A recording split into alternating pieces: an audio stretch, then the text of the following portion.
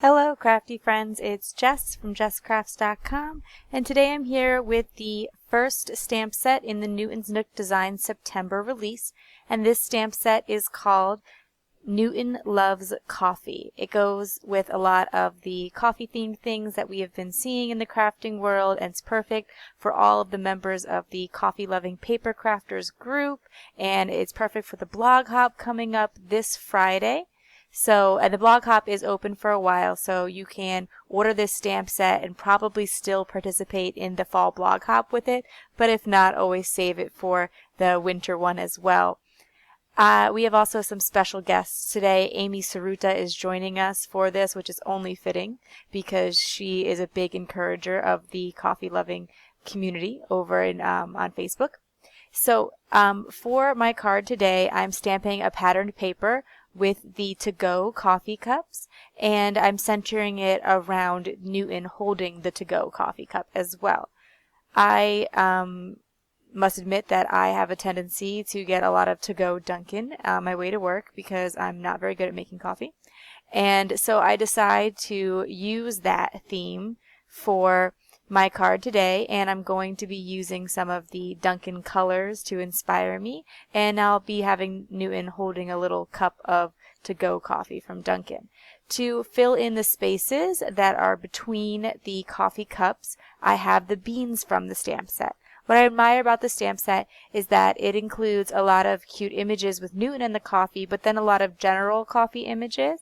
And I also like that it has a variety of sentiments, including a birthday sentiment, which I hadn't seen in some other coffee sets.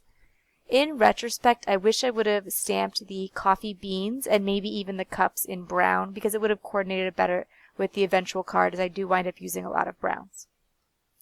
To color the coffee cups, I wanted to do something quick and I wanted to incorporate the Dunkin colors. So what I decided to do was to reverse mount the stamp. And the stamp wasn't sticking, so basically I'm putting the side with the lines on it facing the block instead.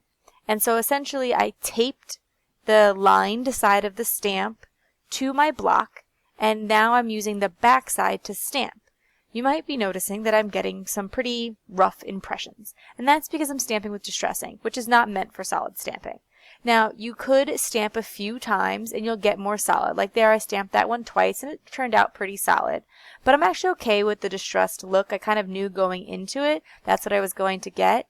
And it's because that was the ink that I had in the right colors. I don't have a lot of ink colors in like the shadowings, that sort of thing, just because I don't do a lot of colored stamping. However, I do work with distress inks a lot, so I have almost every color of them. For today's card, I am using the Picked Raspberry, and I believe it's the Wild Honey for the orange. I decided to go with, it's the Dried Marigold orange. I went with a slightly lighter orange. Spiced Marmalade is kind of my go-to, but like I said, I was trying to match up with the Dunkin colors. And in between stamping the two cups, I just want to make sure my stamp is clean, so you see that I stamped it off there on that napkin. And I also stamped off Newton before I colored him. Before I stamped him down, because sometimes when you have a brand new stamp, you don't get a perfect impression the very first time, so it's always good to stamp off once or twice. And that's common with all high quality stamps. To color in Newton, I'm going to be using E35, 37, and E77. This is my new go-to color for browns, my new go-to combination for browns. And I'm going to add the shadows where the coffee cup is sitting in front of Newton, so that right along the sides of that coffee cup. And I'll also be sure to add shadows in his face on both sides to give him that rounded effect. Now, unfortunately the camera got a little bit blurry here, but I do zoom in so that it focuses a little bit better and you can see the coloring more. As I mentioned, during my 3,000 subscriber giveaway, people were asking to just hear a little bit more about my Copic coloring process, so I'm going to try to be a little bit slower and just toss in any tips that I have. And so the biggest tip I have for how to choose where to shade is to pick up on those drop shadows. and that's going to give you some dimension even if it's not a great light source. But also just always keep in mind that light source is only really noticeable when you are trying to color something that actually has a source of light in it. My card has no source of light. It's an abstract thing. Of course, Newton isn't really, having coffee cups falling all over him. So, and as I said, I'm just going to blend out with the E35. I actually believe I came in with just a touch of E33 because Newton's head is a little bit bigger, and so I had a little bit more room for those colors. With that very darkest color, the E77, I only put some very light touches of it because I only want that for my very deepest shadows. And so I always kind of look for places where there would not be a lot of light in the picture, like where his paw and head and cup all meet is going to create a pretty dark shadow. So I made sure to add a touch there as well. I hope that makes sense.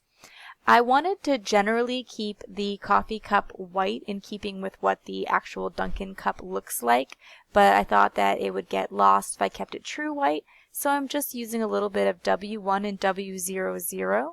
Sometimes things actually look more white when they're colored than when they're left pure white, because even white objects have shadows on them, and so that little bit of gray adds in the shadows. With Newton, I always do try to keep his nose and ears completely free of color until the end, because cats do tend to have those pink noses and pink ears, unlike a lot of animals. I'm going to matte this because it was the stitched rectangle panel from Lawn Fawn. And so I just need to have a little bit of brown cardstock, and rather than go digging for some, I just use the E77 marker I had on hand. I find that to be a lot easier than trying to find cardstock that matches what I'm working on. Plus my Copic markers are right on at hand, and my cardstock is all the way on the other side of the desk. So I admit I am a lazy crafter and sometimes just find it easier to go with what's right there.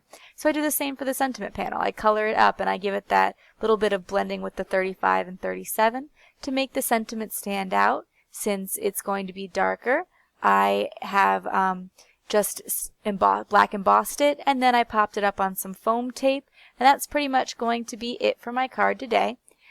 You could switch it up to match up with your favorite coffee company. I was thinking with Starbucks, maybe some green and brown cups instead. If you like this video, please give it a thumbs up. If you're interested in more crafting tutorials, including things with Newton's Nook, Copic coloring, distress ink, be sure to subscribe to my channel. And I'll leave you links to the Newton's Nook Designs blog hop where you can enter to win this stamp set and check out everybody else's designs. Thanks for watching. Bye.